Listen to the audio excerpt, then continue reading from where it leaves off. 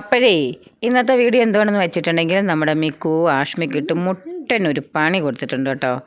ആ പണിയുടെ കാര്യമാണ് ഇന്നത്തെ വീഡിയോ. പണി കൊടുക്കുന്നതിന് മുമ്പെടുത്ത വീഡിയോ ആണിത് കേട്ടോ.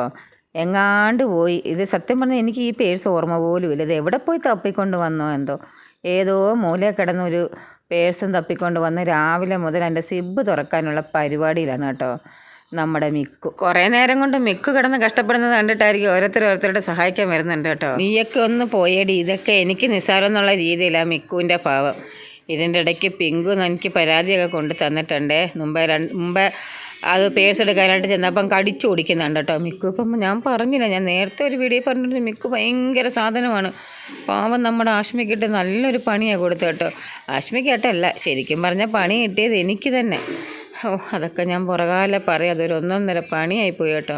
കൊച്ചമ്മമാരെല്ലാം ക്ഷീണിച്ചു കേട്ടോ. എന്നും ദിവസം രാവിലെ ഇതുപോലെ എന്തെങ്കിലുമൊക്കെ ഒന്ന് കിട്ടും.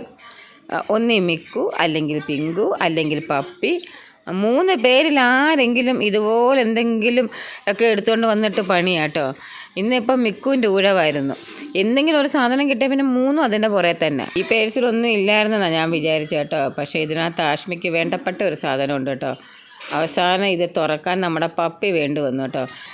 തുറന്നപ്പോൾ എന്താണ് സംഭവം എന്നാണ്ട് ഇതായിരുന്നു ആ പേഴ്സിനകത്തുള്ളത്. സത്യം പറഞ്ഞാൽ ഇത് ആ പേഴ്സിനകത്തുണ്ടെന്ന് ആരും അറിഞ്ഞില്ല. എച്ചവളുമാർ പോലും ഓർത്തില്ലെന്നുള്ളതാണ്. കഴിഞ്ഞ ബർത്ത്ഡേക്ക് വാങ്ങിയത്. അപ്പോൾ ആ ഫംഗ്ഷനൊക്കെ കഴിഞ്ഞിട്ട് ആ പേഴ്സിലെടുത്ത് സൂക്ഷിച്ചെങ്ങാണ്ട് വെച്ചിരുന്നത്. പിന്നെ എത്രത്തോളം സൂക്ഷിച്ച് വയ്ക്കാൻ, ഇവിടെ പിന്നെ ഇങ്ങനെയൊക്കെയാണ്, പല ചിലയിടും. 2-3 ദിവസം എവിടെയെങ്കിലും സൂക്ഷിച്ച് വയ്ക്കും. പിന്നെ ഇതുപോലെ പേഴ്സിനകത്ത് സത്യം പറഞ്ഞാൽ ഞാനറിഞ്ഞില്ല ഇവളുമാരത് കൊണ്ടുവന്ന് വെച്ചാര്യം കേട്ടോ. ആഷ്മി നല്ല മൂഡിലായതുകൊണ്ട് അവളുമാർ രക്ഷപ്പെട്ടു, വെറുതെ വിട്ടു കേട്ടോ. പിന്നെ ഇതിനെന്തെങ്കിലും കേടുപാട് സംഭവിച്ചിരുന്നെങ്കിൽ ആഷ്മിയുടെ തനി നിറം അവളുമാർ കണ്ടേനെ, അത് വേറൊരു കാര്യം. എനിക്ക് കിട്ടിയ മുട്ടൻ പണിയാണ് ദാണ്ട് ആഷ്മിയുടെ കയ്യിൽ ഈ കാണുന്നത്. നമ്മുടെ മിക്കുവിൻ്റെ നഖം കൊണ്ടതാണ്. ഇതിൻ്റെ പൂർണ്ണ ഉത്തരവാദി ഞാൻ തന്നെയാണ്. ഇന്ന് സ്കൂളിൽ പോകേണ്ട കൊച്ചിനെ ഒന്നാമത് ഇവിടെ പിടിച്ച് നിർത്തിയത് എൻ്റെ തെറ്റ്. പൂച്ച ഓടിക്കാൻ വേണ്ടി മിക്കുവിനെ തുറന്നു വിട്ടത് എൻ്റെ 2ാമത്തെ തെറ്റ്. മൊത്തത്തിൽ തെറ്റുകാരി ഞാനാണ്. ഇന്ന് സ്കൂളിൽ ഒരാഴ്ചയായിട്ട് സ്കൂൾ അടച്ചിട്ടിരിക്കുകയായിരുന്നല്ലോ. അപ്പം ഇന്ന് സ്കൂളിൽ പോകണം, ഇന്ന് മുതൽ സ്കൂളിൽ പോകണം. അപ്പോൾ ലച്ച് രാവിലെ സ്കൂളിൽ പോയിട്ടുണ്ട്. അപ്പോൾ ഒരു മൂക്കടപ്പും ഒരു ചെറിയൊരു തൊണ്ടവേനൊക്കെ വന്നു. അപ്പോൾ ടീച്ചർമാർ പ്രത്യേകം പറഞ്ഞിട്ടുണ്ട് അവിടെ ഇങ്ങനൊരു സാഹചര്യമായതുകൊണ്ട് പനിയുടെ ആരംഭമുള്ള ഒരു വീട്ടിൽ തന്നെ ഇരുന്നാൽ മതിയെന്ന്. അപ്പം ഞാൻ പിന്നെയും പറഞ്ഞു, ഇതിപ്പോൾ നമുക്ക് തണുപ്പൊക്കെ അല്ലേ, കാലാവസ്ഥയുടെയാണ്, വലിയ കുഴപ്പമൊന്നുമില്ല, പോകുമെന്ന് പറഞ്ഞതായിരുന്നു. ഒരാഴ്ച വീട്ടിൽ ഇരുന്നപ്പോഴത്തേക്കിനും കൊച്ചമ്മയ്ക്ക് ഒരു മടി അങ്ങ് പിടിച്ചു കേട്ടോ. ഒട്ടും താല്പര്യമില്ലായിരുന്നു സ്കൂളിൽ പോകാനായിട്ട്. പിന്നെ ഞാൻ വിചാരിച്ചു എന്നാൽ പിന്നെ പോട്ടെ, പനിയല്ലേ അവിടെ ഇരുന്നോട്ടെന്ന് വിചാരിച്ചു. അങ്ങനെ ഇരുത്തിയതാണ്. മീൻ കണ്ടിക്കാനിരുന്നപ്പം പൂച്ച വന്ന് എന്നെ ശല്യപ്പെടുത്താൻ തുടങ്ങിയപ്പം ഞാൻ മിക്കുവിനെ അയച്ചു വിട്ടു പൂച്ച ഓടിക്കാനായിട്ട്. അപ്പം ആ മിക്കുവിനെ പിടിച്ച് ആഷ്മിയെ എടുത്ത് മടി വെച്ച്. ഇത് ഞാൻ അറിഞ്ഞില്ല. ഞാൻ ഇപ്പുറത്ത് നിന്നുകൊണ്ട് പൂച്ച എന്ന് വിളിച്ചപ്പം മിക്കു അവിടെ മടിയിൽ നിന്ന് ഒരൊറ്റ ചാട്ടം ആ നഖം കൊണ്ട് അവിടെ കൈ പോറുകയും ചെയ്തു കേട്ടോ. ചെറുതായിട്ട് ചോര പൊടിഞ്ഞു. എന്തോ പറയാനാ, എല്ലാം എൻ്റെ തെറ്റല്ലേ ചുരുക്കി പറഞ്ഞു കഴിഞ്ഞാൽ. ഞാൻ പലവട്ടവും ഈ പെണ്ണിനോട് പറഞ്ഞിട്ടുണ്ട്, ഇവരോട് കളിക്കുന്നതൊക്കെ കൊള്ള ഇങ്ങനെ മടിയിലെടുത്ത് വെക്കുമോ, അവർ ഉപദ്രവിക്കുകയോ കാര്യങ്ങളോ ഒന്നും ചെയ്യില്ലെന്ന്. ഈ ഒരു പെണ്ണ് ഇഞ്ചക്ഷൻ എടുത്തതുപോലെ ഈ വീട്ടിൽ ആരും എടുത്തിട്ടില്ല. എന്നെ ഡോക്ടർമാരിനി പറയാനൊന്നുമില്ല. അതാണ് എൻ്റെ വിഷമം, ഏറ്റവും വലിയ വിഷമം. കാരണം കാർഡ് കാണുമ്പോൾ അവർക്കറിയാമല്ലോ ഇത് എത്രത്തോളം എടുത്തിട്ടുണ്ടെന്നുള്ള കാര്യം. അപ്പോൾ ഈ ഒരു വർഷം തന്നെ അത് 2ാമത്തെ ആവർത്തി അവൾ എടുക്കുന്നത് കേട്ടോ. കഴിഞ്ഞ പ്രാവശ്യം ചെന്നപ്പോഴേ ഡോക്ടർമാർ എന്നെ വഴക്ക് പറഞ്ഞത് കേട്ടോ. ഞാൻ എന്ത് ചെയ്യാനാണ്, നമ്മൾ വീട്ടിൽ വളർത്തുന്നതാണ്, വാക്സിൻ എടുക്കുന്നതാണ്, കാര്യങ്ങളൊക്കെ ശരിയാണ്. എന്നാലും ഇതൊക്കെ കാണുമ്പോൾ നമ്മൾ പേടി കൊണ്ട് കൊണ്ടുപോകും കേട്ടോ. പോകുന്ന വഴിക്ക് റേഷൻ കടയിൽ കയറി പൈസയും ചെല്ലാനും ഒക്കെ എടുത്തോണ്ടാ പോയേട്ടോ. നമുക്ക് അവിടെ വരുന്ന ആട്ടയുടെയും പഞ്ചസാരയുടെ ഒക്കെ പൈസ ബാങ്കിൽ കൊണ്ടുവന്ന് അടയ്ക്കണം. അപ്പോൾ അതൊക്കെ എടുത്തുകൊണ്ട് പോയി ചെല്ലാൻ അവിടെ ഇരിക്കുകയായിരുന്നു. അപ്പോൾ ഇതൊക്കെ ഡേറ്റും സ്ഥലങ്ങളൊക്കെ എഴുതി കൊണ്ടുപോകണമായിരുന്നു. അപ്പോൾ അമ്മയോട് ഞാനൊന്ന് പറഞ്ഞു പോയി, അമ്മേ മിക്കു ആഷ്മിക്കിട്ടൊരു പണി കൊടുത്തത്. ദൈവമേ, അന്നേരം മുതൽ തുടങ്ങിയ കരച്ചിലും നിലവിളിയാണ്. ഞങ്ങൾ ആശുപത്രി പോയിട്ട് വരുമ്പോഴും അത് തന്നെ. സത്യത്തിൽ ആർക്കായാലും ഒരിതുണ്ടാവും. എനിക്ക് തന്നെ അങ്ങ് മാനസികമായിട്ടൊരിത്. കാരണം ഇത് എത്ര ഇഞ്ചക്ഷൻ അറിയാം, കൊച്ചു പിള്ളേരല്ലേ, അവരുടെ ശരീരത്തിന് ഇത് ഇങ്ങോട്ട് ദോഷമല്ലേ. അപ്പം വർഷത്തിൽ 1 വീതം എടുക്കുമായിരുന്നു. ഇപ്പോൾ ഈ വർഷം 2ാമത്തെ കേട്ടോ. അപ്പോൾ ഡോക്ടർമാർ നേഴ്സുമാർ ഇനി പറയാനിനി ഒന്നുമില്ല. നമ്മുടെ തൊട്ടടുത്ത ഹെൽത്ത് സെൻ്ററിലൊന്നും ഇത് കിട്ടത്തില്ല കേട്ടോ, വാക്സിനേഷനില്ല. അപ്പം നമ്മൾ കുറച്ച് ദൂരെയുള്ള ഒരു ആശുപത്രിയിലാണ് കേട്ടോ. അപ്പോൾ അവിടെ ചെന്ന് ക്യൂ നിന്നു പിന്നെ ടോക്കണൊക്കെ എടുത്ത് കുറച്ച് സമയം എടുത്തു കേട്ടോ.